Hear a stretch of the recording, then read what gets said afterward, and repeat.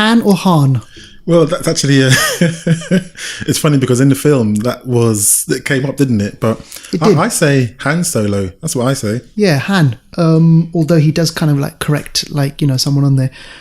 So here we've got Han or Han Solo, depending on, you know, what you like. Directed by Ron Howard. It stars Emilia Clarke, who you and I and listeners out there will know from Game of Thrones. Yep.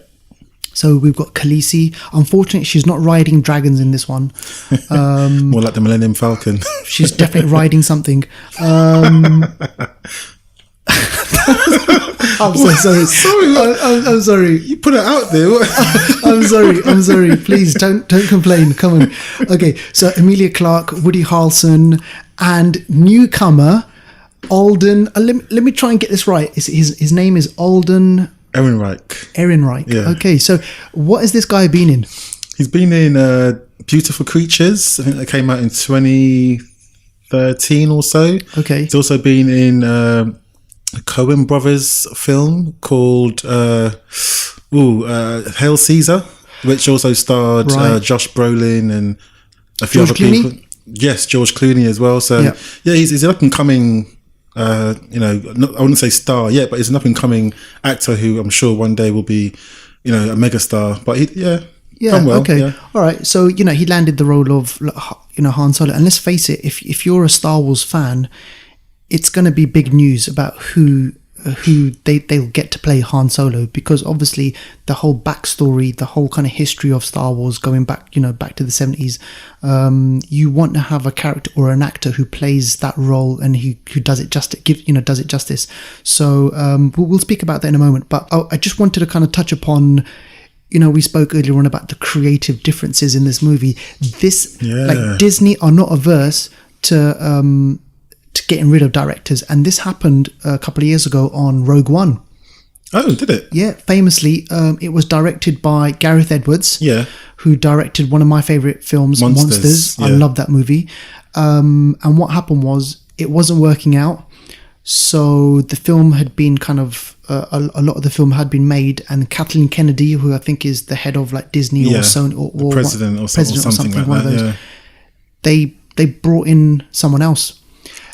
Hold on. No. Hold on. Go back a second. Yeah. Because I've always thought Gareth Edwards was a person that made or directed Rogue One. Are you trying to say someone else came in and finished the job? Basically, yes. Wow. So what happened was, and if you notice on the credits, there's a guy, I think it's Tony Gilroy. I want to say Tony Gilroy, but if you read up on this, I did kind of like read up on this, and I remember this from before. He had to reshoot a lot of the film. And it was basically because Gareth, I think what they felt was that he wasn't making their vision. Okay. So this is where I think the creative differences does come in. But what it shows is, don't mess around with Disney. Don't mess around with their baby, which the Star Wars is worth billions to them. So don't forget. So it happened in Rogue One, and again it happened with Han Solo. So originally directed by Phil Lord and Christopher Miller. That is it. Yeah. Phil Lord, Christopher Miller, who I'm not sure if you remember, they directed the Lego Movie. Yep. And the story goes is they were making it into too much of a comedy. Yeah. So they'd filmed 80% of the movie. Wow, that's a lot. That's a lot. That's basically it's their movie. Like, they've got they've put their stamp on it. And then Disney, they just turned around and said, "Hey, look, stop. Yeah. We got to shut this shit down." They'd been filming for about 4 or 5 months, maybe 6 months, and then they just said, "No, this isn't what we want. We need to kind of just like turn this off right now." And then they issued a statement saying, "Hey, look, you know what? We loved working with the actors, and it truly was creative differences." So I think in terms of vision, I get it. Maybe they did have a different vision to Disney. Yeah. And by that time, when they brought on Ron Howard, they had to reshoot the movie, they had to rewrite the movie, parts of it. And then in the end, it turned out to be something like they spent $250 million on the movie. So it's a huge It will make movie. it back. I mean, you know what it's like with Star Wars and Disney, so... Definitely. Yeah, so okay. So where are we now with the whole kind of Han? Like, where do we start off? Well, first of all, we're not going to do any spoilers for now. That will come a bit later. So we're just going to talk about the film, the plot, the story, the characters, and so on. Yeah. But yeah, I mean, like you said at the start, Han Solo is one of the most endearing and well-loved characters in all of Star Wars. I mean, more people wanted to be him more than Luke Skywalker or Darth Vader or whoever. They wanted to be Han Solo. He was the guy. Absolutely. So it's a big task trying to fill his boots. It's a big task trying to create a movie with his name on the title. Yeah. So yeah, I mean, I saw the film a couple of days ago, and it was a good ride. There are parts of it I'll go into that did like or didn't like and so on, but I think overall it was a good ride. So let's just kind of speak about this.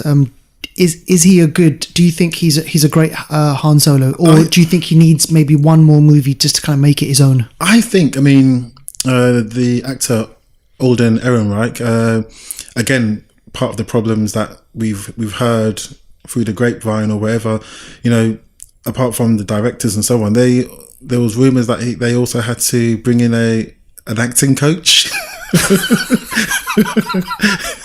I don't know why that makes me laugh. I can't act, so I need a coach. I know you can't act. I can't even barely talk. So, but yeah, there were rumours that they had to bring in an acting coach to, I guess, polish up his performances. Right. But saying that, the performance that he gave, I think it's a good performance.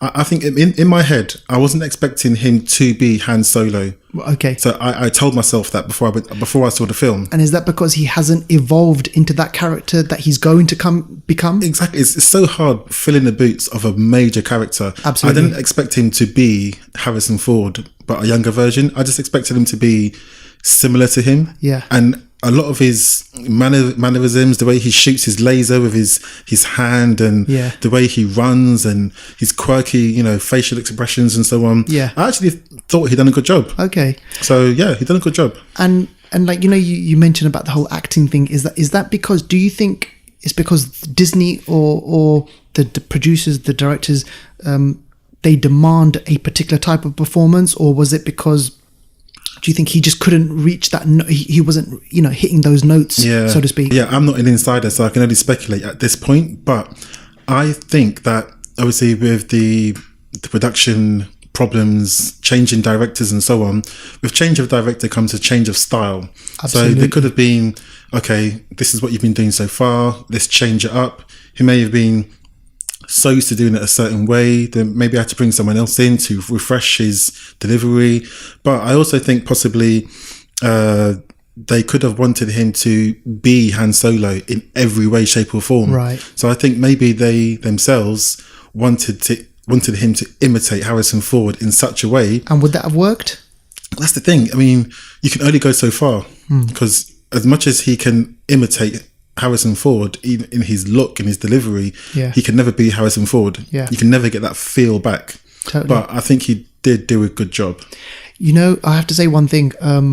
As I was watching the film, as the film rolled up, I couldn't help think of the actor from Star Trek. Which actor? Chris Pine. Chris Pine. Okay. Oh my god! I was Captain thinking Kirk. Captain James T. Kirk. I was thinking, why am I thinking about him? Why am I thinking about the guy from Wonder Woman? It's like, hang on a second. And there was this kind of, there was definitely kind of like a similarity. I mean, maybe it was the way that kind of Chris Pine, he delivered those James T. Kirk, that roguishness, that kind of that cheekiness. So I just kind of had him in my head, but then as the film went on, then I kind of grew into the character. So let's start off. It starts off in where we see Han Solo, and he has, is it his girlfriend? Is it his partner? Is it his wife? I think at that stage, they're probably close friends or girlfriend, I would say. On Corellia. That's his home planet, I believe. And yeah, they seem to be hustlers of some sort. So I think they're like a Bonnie and Clyde type, Yeah. arrangement kind of thing. Definitely. So, and it had this kind of Mad Max and the Thunderdome kind of like vibe to it, where it was just like grimy, dirty, dark, seedy, really kind of like an industrial type of place. And clearly you could see it's like, and I think one of the characters alludes to it being like kind of like a shithole, basically. Yeah, definitely. So you've got Han, and I think her character's name, Emilia Clarke's character, is Kira. Yeah, that's right. Okay, so you've got Han and you've got Kira. They're smuggling, or they're stealing something, or they're doing something, and that's where the adventure begins, basically. So they're trying to get a what's it called? The coaxum, I think, the energy source that they can sell to.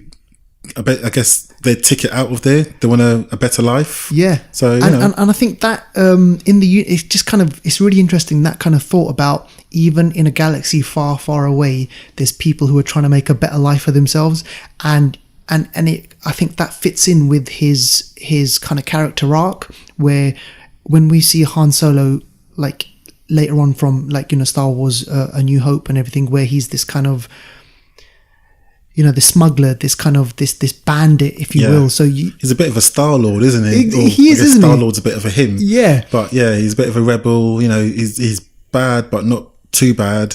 Exactly. And he's good, but not too good. He's somewhere in between. He's got this roguish type of character. But it was interesting to see that Emilia Clarke, so Khaleesi's in the film, like, you know, from the get-go, she's there. Yeah. She is kind of like, you know, the love interest, if you can call it love interest. I mean, possibly not, but definitely kind of there is this sort of character that he has. So the movie starts off in that way, where we see his hometown, and we won't spoil, like, you know, what happened, but there's something that happens in the movie where he has to leave, or he gets out of. They're separated. They get separated. Yeah. And I think that is kind of, I've seen that in a lot of movies as well, you know, with the lovers, where they get separated. And I thought to myself, okay, so I'll find you. I'll come back to you. I'll pick you up, and, you know, we'll go to Mars. But, and when that bit happened in the movie, I thought to myself, that's not the end of Emilia Clarke. No. Definitely, of course not. Because how can you have this huge star? I think that just gave him the motivation, and that I guess that was the beginning of his story. Yeah.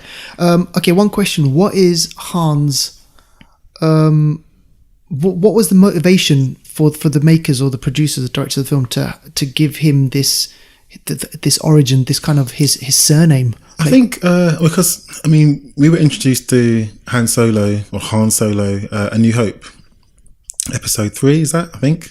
Yeah. I get lost in the episodes. I know. But so we got introduced to a character who Episode 4, sorry, yeah. We got introduced to a character who was already fully developed. He had a history, he had a past, he was a character, he was interesting. And I think looking back on it, Disney felt like, okay, we can flesh this out. You know, there's lots of talk of him doing the Kessel Run in 12 parsecs. There's lots of talk of him winning the Millennium Falcon in that card game, Sabacc.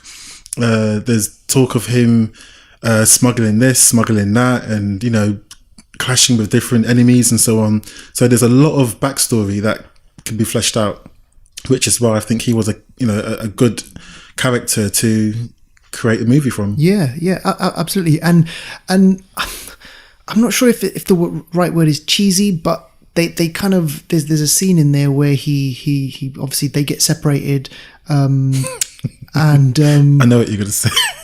I was like, okay, is this bad writing, or is this how, you know, why is there's this? A few moments of cheese in this film. There is a lot of cheese. There's a couple of moments. There's a couple of moments of cheese in this, and I'm not sure whether I feel a bit conscious of us like talking about it, or shall we wait and speak about that kind of like, you know, a bit towards the end. But basically, he gets then he leaves. He gets separated from Kira, and he joins the Empire. The Empire. So can you believe it? Han Solo, he joins the Empire because he wants to be this fantastic pilot. Yeah. He's got a dream of becoming this pilot, and the only way for him to do this is by becoming like a soldier, basically. Yeah. So then we am I allowed to say this? We fast forward. Oh yeah. Oh, I've just said it. So he becomes a soldier. and he's fighting against the rebels. I would think, yeah. So that could be a huge shock to people, you know, where he's fighting the rebels, and what happens next?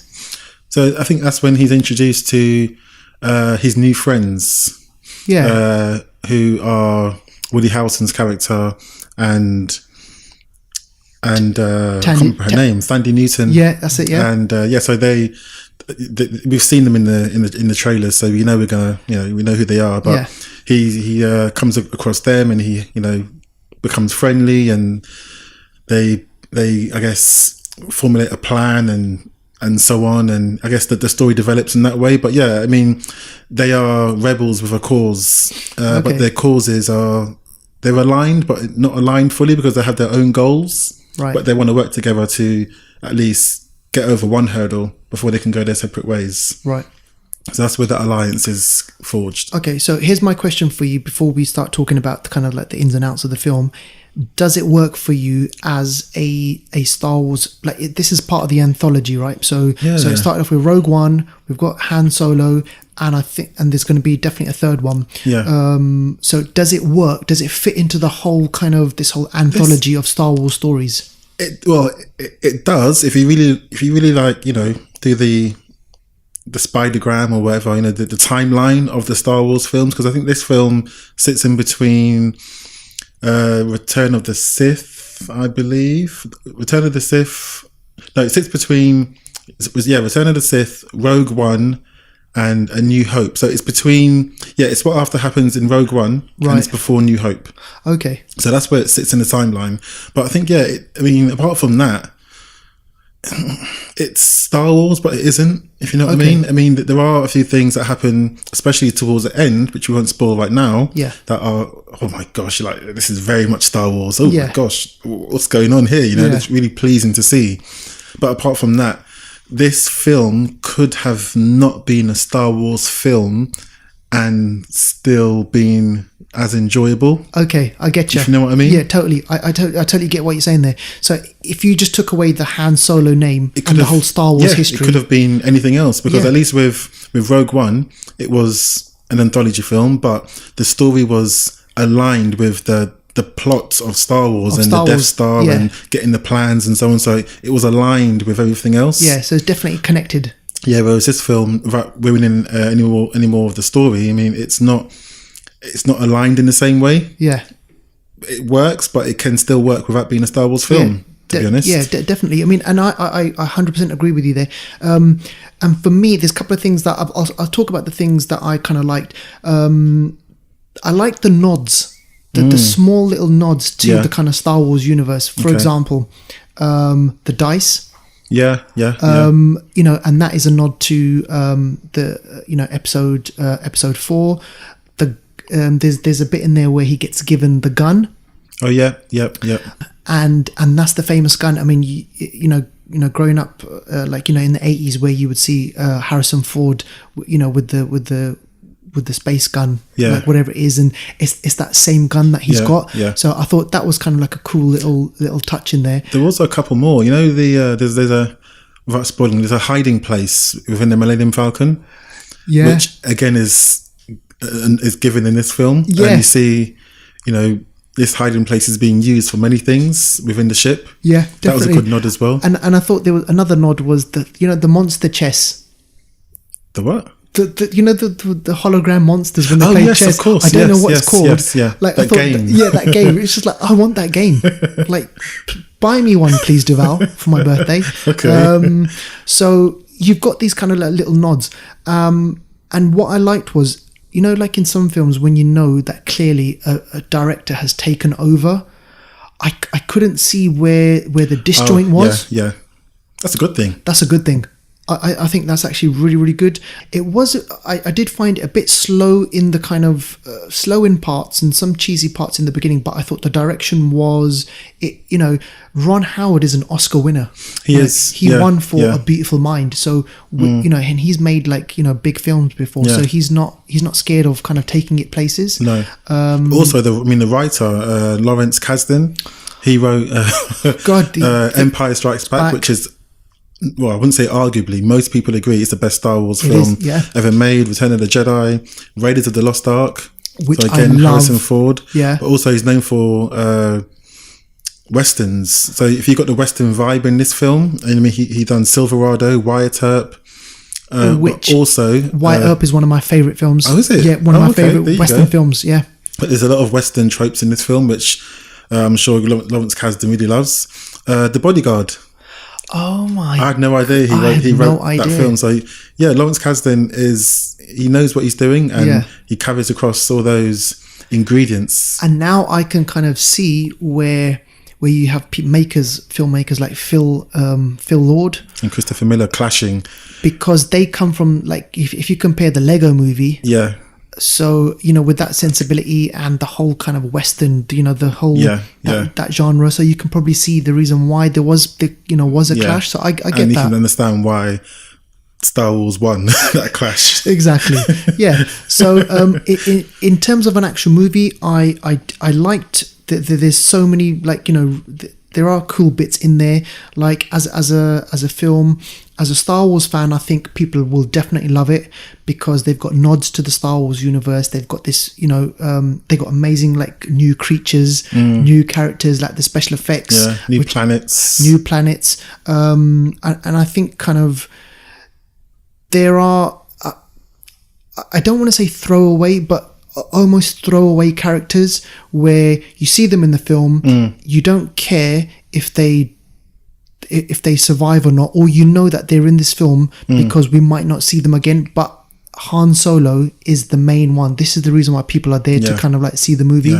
Also, I mean, as well as Han Solo, I think Chewie as well. Oh, sorry, is like he's massive, not just in stature, but he's so loved throughout the Star Wars, and we see universe. Chewie doing a lot more. He steps up and he gets his screen time for once. He does, doesn't he? That Wookiee is like, he kills it in this one. I think he does. And then you see the relationship build up between Han and Chewie.